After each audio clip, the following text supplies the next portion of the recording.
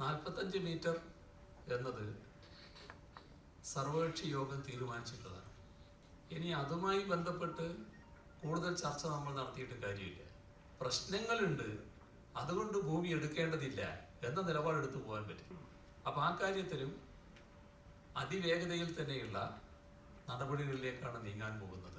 ഗെയിൽ വാതക pipe line ജനവാസ കേന്ദ്രത്തിലൂടെ പോകുന്നതിൽ അപകടമില്ലെന്നും പിണറായി വിജയൻ പറഞ്ഞു. ഗ്യാസ് പൈപ്പ് ലൈനുമായി ബന്ധപ്പെട്ട് വലിയ തോതിലുള്ള എതിർപ്പ് പലയിടത്തും ഉയർന്നു വന്നിട്ടുണ്ട്. പക്ഷേ നമുക്ക് ആ പദ്ധതി ഉപേക്ഷിക്കാൻ കഴിയില്ല. നമ്മുടെ റോഡിലൂടെയൊക്കെ ഇപ്പോൾ ഗ്യാസ് ലോറികളിൽ പോയിക്കൊണ്ടിരിക്കുന്നുണ്ട്. അങ്ങനെ ആലോചിച്ചാൽ അതത്രമാത്രം ആപത്തുള്ളതാണ്. വലിയ തോതിൽ ജനവാസ കേന്ദ്രങ്ങളിലൂടെ ഗ്യാസ് പൈപ്പ് ലൈൻ പോകുന്നുണ്ട്. അവിടെയൊന്നും അപകടങ്ങൾ ഉണ്ടായി എന്ന് നമുക്ക് പറയാൻ പറ്റില്ല. വ്യവസ്ഥകളിൽ മനമെടുത്ത് വ്യവസായികൾ കേരളം വിടുന്ന സ്ഥിതിക്ക് മാറ്റമുണ്ടാകും. അതിനനുയോജ്യമായ വ്യവസായ നയം സർക്കാർ പ്രഖ്യാപിക്കും. കച്ചവടക്കാരെ അകാരണമായി പീഡിപ്പിക്കുന്ന വാണിജ്യ നികുതി ഉദ്യോഗസ്ഥർക്കെതിരെ നടപടിയുണ്ടാകുമെന്നും പിണറായി വിജയൻ പറഞ്ഞു. മീഡിയ 1 കോഴിക്കോട്.